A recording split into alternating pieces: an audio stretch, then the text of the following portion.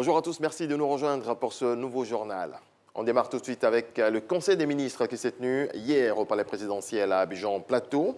Au menu de cette séance de travail, la lutte contre la désertification, la 5e édition du Salon du Livre pour enfants et adolescents et le corps diplomatique, ainsi que les statuts de la fonction publique. Sur le sujet, le gouvernement a décidé de la mise en place d'un nouveau dispositif qui redéfinit les concepts d'emploi, de grade et de fonction et garantit un traitement équitable de tous les agents publics en termes de mobilité professionnelle, de profil de carrière et d'avantages liés à la fonction publique. La situation des 46 soldats détenus au Mali a également été abordée.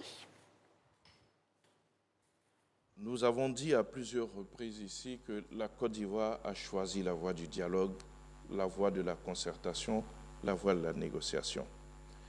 Et au cours des comptes rendus du Conseil des ministres, nous avons même appelé donc, nos concitoyens à la patience, et notamment les familles des victimes à la patience et à avoir confiance au chef de l'État.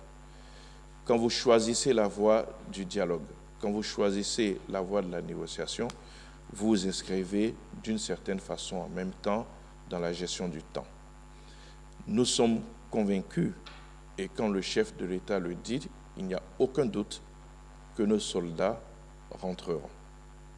Je l'ai évoqué ici, lorsque un pays, dans la vision de son président, s'est battu pour que certains de ses compatriotes qui s'étaient auto-exilés rentrent et rentrent tous, il n'y a pas de raison que ce pays ne déploie pas la même énergie, et sinon plus encore, pour que ces enfants qu'il a envoyés en mission ne rentrent.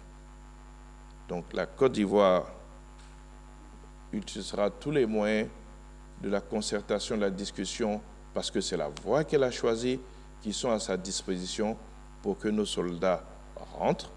C'est long, c'est difficile, mais les familles sont en contact avec le ministère d'État, le ministère de la Défense, qui leur donne régulièrement donc des informations sur le moral de nos soldats qui sont détenus au Mali. Autre volet de l'actualité, l'ONESI veut accroître le taux de déclaration des faits d'état civil.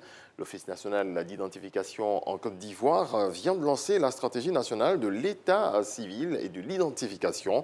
Que comprend justement cette stratégie, Sidonie Davila? Un enfant sur 3 de moins de 17 ans en Côte d'Ivoire n'est pas déclaré à l'état civil, confirment les données de l'ONESI.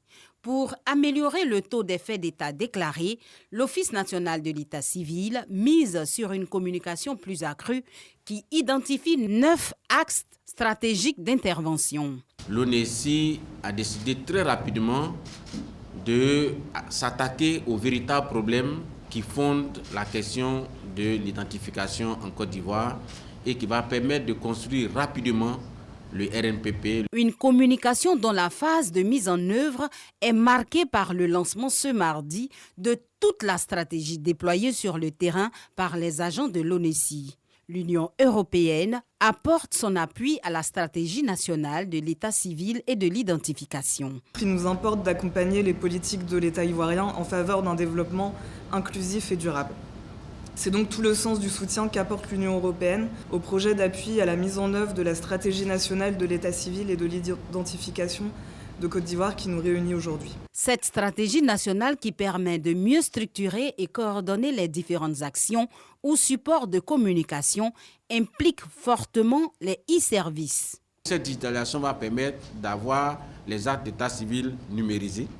Et sur cela, on va développer des services électroniques qu'on appelle les e-services. Et puis, la perspective la plus proche, c'est la réalisation des opérations spéciales d'enregistrement des faits d'état civil. Le gouvernement a prévu et le ministre de l'Intérieur nous a donné les instructions nécessaires pour que très vite on puisse faire une opération spéciale avec un outil qui existe déjà, qui est la loi spéciale. 100% de déclaration des faits d'état civil en Côte d'Ivoire. L'ONESI en appelle à la contribution de tous, y compris celle des médias en particulier. Dans le reste de l'actualité, la vague rouge n'a pas eu lieu aux États-Unis. Les démocrates ont mieux résisté qu'annoncé par les sondages aux élections de mi-mandat du 8 novembre dernier.